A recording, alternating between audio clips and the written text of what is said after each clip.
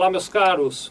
Nós hoje vamos falar sobre um assunto pesado. Vamos falar sobre o patrimônio dos sócios e o envolvimento do patrimônio dos sócios nas dívidas fiscais que uma empresa possa ter. Antes de falar disso, quero mandar um abraço. Vou mandar um abraço para o Christian Santos. Christian, obrigado por assistir os vídeos, viu? Ele mandou uma mensagem muito gentil para nós todos aqui. Ficamos todos muito felizes de receber sua mensagem, viu, Christian?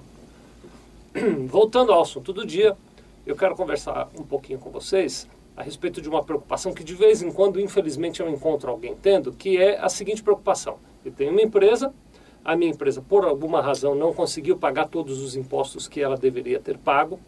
E é muito comum isso, viu, gente? Quem tem empresa, eu já acompanhei muitos empresários, eu já vi como é que isso funciona. Na hora que o fluxo de caixa está apertado e que você tem um monte de pagamentos para fazer, quando o dinheiro não dá, é muito comum que o empresário decida por deixar para trás os impostos. Então ele diz, bom, quer saber, não vou pagar os impostos e vou pagar os salários dos meus funcionários, vou pagar meus fornecedores, vou pagar aluguel, água, luz, telefone. É natural que eu não tenho nenhuma autoridade para dizer se a decisão é certa ou se a decisão é errada, não é nada disso.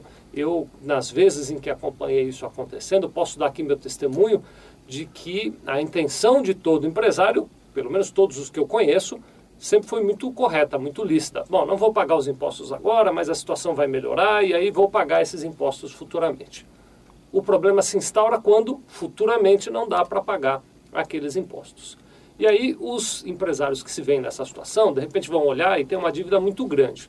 Essa dívida muito grande pode acontecer por várias razões. Primeiro porque, embora o valor do imposto talvez nem seja assim tão alto todo mês, quando você junta vários meses sem pagar impostos e você vai olhar para essa dívida, você percebe que ela é grande. Outra situação que pode acontecer também é que, além de você ter juntado vários meses sem pagar essa dívida, os impostos, quando não pagam no vencimento, eles têm multa e juros. E essas duas incidências de acréscimo sobre os impostos faz com que o valor dele cresça muito. Os juros não são pequenos, são juros Selic, então, enfim, acaba virando ali uma bola de neve. E um belo dia o empresário se vê diante de uma dívida que ele não tem condições de saldar e que está indo para a execução. O que é a execução? A execução é quando o governo manda aquela dívida para a procuradoria. Pensem na procuradoria como se fosse o advogado do governo, né? Então o governo manda aquela dívida lá para o advogado dele e o advogado entra na justiça dizendo, olha, a empresa X me deve tanto dinheiro. E aí o sócio começa a se preocupar, puxa vida, mas será que tem a minha casa, tem meu carro, tem os meus bens pessoais? Será que eu corro o risco de perder esses bens? Olha, é muito difícil falar de um caso geral e dizer sim, você corre, ou dizer não, você não corre.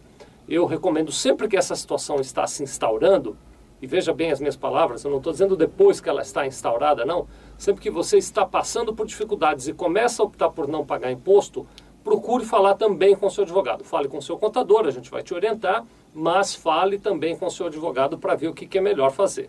Há alguns impostos que, se você tiver que escolher, eu diria que estes você deve priorizar. Por exemplo, os impostos que são descontados de terceiro, aqueles impostos retidos na fonte. Então, a parte que você desconta do INSS dos trabalhadores da sua empresa, a parte que você desconta do imposto de renda, seja dos trabalhadores ou dos prestadores de serviço da sua empresa, todos aqueles valores descontados de terceiro, faça muita força para recolher. O não recolhimento desses impostos pode configurar apropriação indébita e aí não é nem o patrimônio, isso pode acabar virando crime. Então tome cuidado com isso.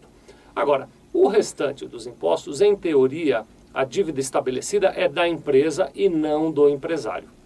Então, a teoria diz que os seus bens não estariam envolvidos com aquela dívida. O processo de cobrança, então, a procuradoria, que é o advogado do governo, o que ele vai fazer? Ele entra na justiça e diz, quero cobrar a empresa X. Enquanto a empresa X tiver operação, tiver bens, estiver em funcionamento, a chance de que você consiga manter a dívida apenas na empresa é muito boa, porque aí a empresa vai pagar aquela dívida. Então você vai ter, eventualmente, a penhora de uma máquina da sua empresa ou mesmo do prédio da sua empresa, caso seja um prédio próprio. O risco começa a aumentar na medida em que a empresa não tem mais bens. Então ela não tem estoques, ela não tem imóveis, ela não tem absolutamente mais nada. O advogado do governo, que é a procuradoria, pode eventualmente tentar descaracterizar a personalidade da pessoa jurídica e chegar na pessoa física dos sócios. Para isso há algumas etapas, mas recomendando então a você, seja cuidadoso, antes que isso tudo se estabeleça, vá falar com o seu advogado para não correr riscos desnecessários, tá bem? Muito obrigado.